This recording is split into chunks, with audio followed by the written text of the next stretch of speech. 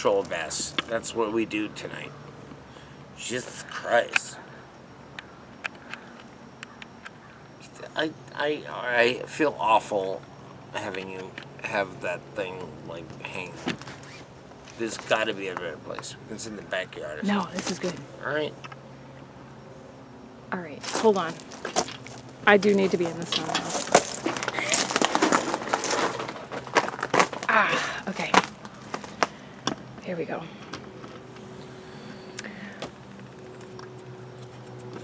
Okay. Are we good? We're good. Mary Celeste. It was Valentine's Day, 2000. And my idea of a romantic getaway was to take my girlfriend to an abandoned house across the street from the hospital.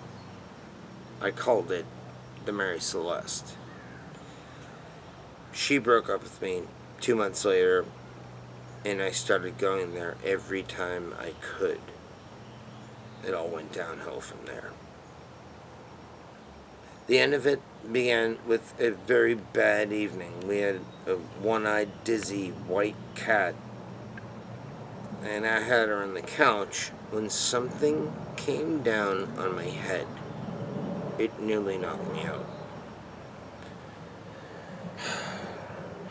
"Why don't you just go back to your dead house?" she screamed at me.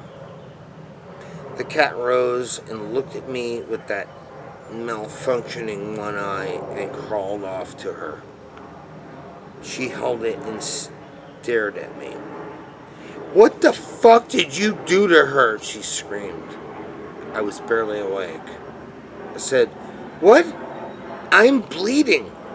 What did you do to me?" There was blood running into my white t-shirt, and something felt very wrong in my head. Something bad that I could not think about. "You hurt her!" "What are you talking about?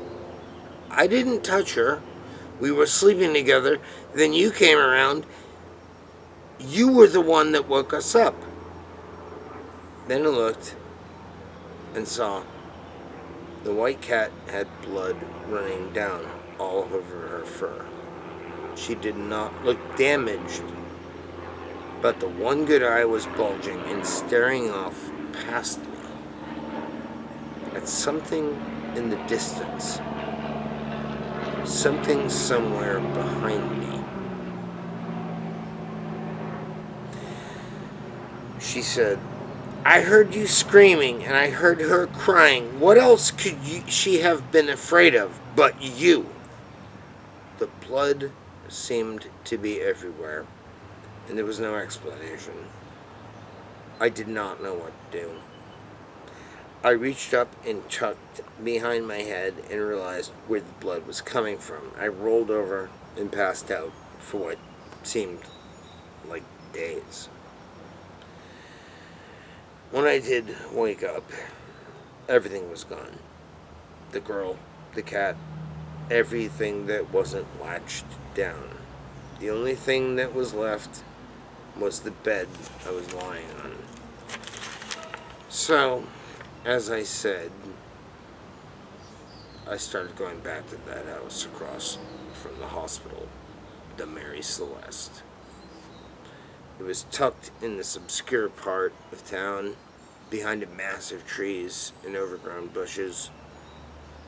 The doors were open and everything was there, left there in that house. A TV, clothes in the closet, books on the shelves, curtains on the windows, pictures still hanging on the walls, food rotting in the refrigerator, a desk piled high with books and rotting manuscripts, a bottle of whiskey sitting next to the sink and was still full of dirty dishes. The people that had lived there in that house had simply disappeared. That was the Mary Celeste reference, always in my head. The ghost ship in the wide, empty gray seas where people were once but were no more. Where did they go? Where are they? This started to obsess me, and though I started with the simple mystery of the place, I began to take piece and piece of it back with me. A photo, a lamp, a syringe from a cabinet, an old magazine, an old Viewmaster slide that I had no Viewmaster to view. Little by little, the house became, little by little, the house began to become part of my life. My ex-girlfriend never talked to me again.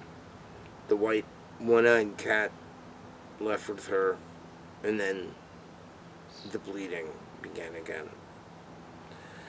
I would wake up with the sheets dotted with blood. Not much, but enough to make me check for wounds. Usually it was nothing. Nothing, but my teeth became increasingly loose. I could feel them shaking in my jaw. I could not afford a dentist, so I just ignored it and kept going back to that house. I had pretty much lost my job by this time, but I explained to them that I was going through a horrible breakup and had lost everything I owned, so they allowed me to go on unemployment. The checks started coming in, and my squalid apartment started filling up with disparate things. Things I did not remember acquiring. A TV, a bottle of whiskey, black and white photos in a desk that I did not remember having. Black and white photos of people that I seemed to know but did not. Food on shelves that were not there. A closet filled with clothes, suits, dresses, white shirts, hats, scarves, socks. I did not have a closet. Then the phone appeared. I woke up late in the afternoon, ready to go back to the house, poured a shot of the whiskey that I had never bought and never seemed to empty. And there it was, on the wall, beetle-like, old school. Black handle, rotary dial, cord hang like a coiled snake on that fucking wall. It began to ring.